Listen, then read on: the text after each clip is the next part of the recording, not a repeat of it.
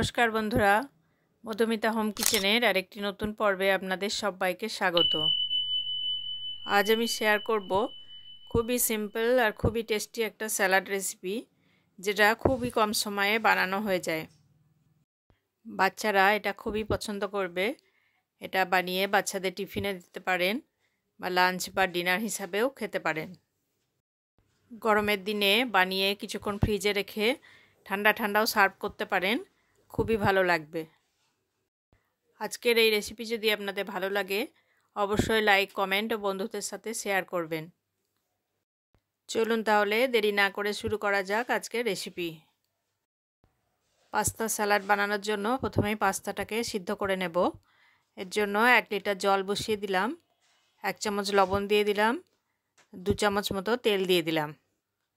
এবার জলটা ফুটে গেলে 2 কাপ পাস্তা দিয়ে দেব। পাস্তা বা নুডলস সিদ্ধ করার সময় সব সময় জল ফুটে যাওয়ার পরই দেবেন। স্যালাড বানানোর জন্য পাস্তা 80% কুক করে নেব। 8 থেকে 10 মিনিটের মধ্যেই ভালোভাবে কুক হয়ে যাবে। পাস্তা ভালোভাবে সিদ্ধ হয়ে গেছে। এবার এটাকে ছেঁকে নিয়ে ওপর থেকে ঠান্ডা জল দিয়ে ভালো করে ধুয়ে নিয়েছি। এবার ড্রেসিংটা বানিয়ে নেব। একটা বড় পাত্রে 4-5 টেবিল চামচ মেয়োনিজ নিয়ে নিলাম। 1 টেবিল চামচ টমেটো কেচাপ দিয়ে দিলাম, 1/2 চামচ গোলমরিচ গুঁড়ো, 1/2 চামচ লবণ দিয়ে দিলাম, 1 টেবিল চামচ লেবুর রস দিলাম। লেবুর রসের পরিবর্তে হোয়াইট ভিনেগারও দিতে পারেন।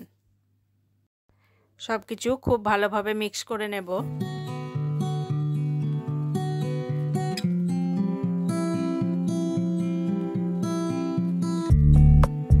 এবার একটা পেঁয়াজ কুচি, একটা শসা কুচি, একটা টমেটো কুচি আর অর্ধেকটা গ্রেট করা গাজর দিয়ে দিলাম।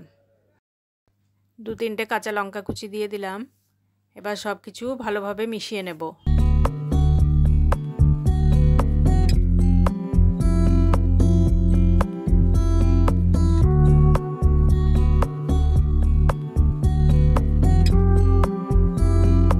এবার অর্ধেকটা পাস্তা দিয়ে সব কিছুর সাথে ভালোভাবে মিশিয়ে নিচ্ছি।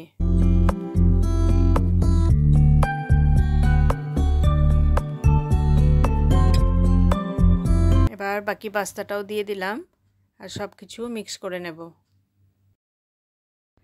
সব কিছু মিশিয়ে ঘন্টাখানেক ফ্রিজে রাখলে ঠান্ডা ঠান্ডা খেতে ভালো লাগবে। ফ্রিজে না রেখে সঙ্গে সঙ্গেও সার্ভ করতে পারেন। নতুন নতুন রেসিপি পেতে চ্যানেলটিকে সাবস্ক্রাইব করে পাশে দেওয়া বেল আইকন প্রেস করে দেবেন, তাহলে নতুন রেসিপি আপলোড দিলেই আপনার কাছে নোটিফিকেশান পৌঁছে যাবে। নতুন কোনো রেসিপি যদি দেখতে চান কমেন্ট বক্সে লিখে জানাবেন।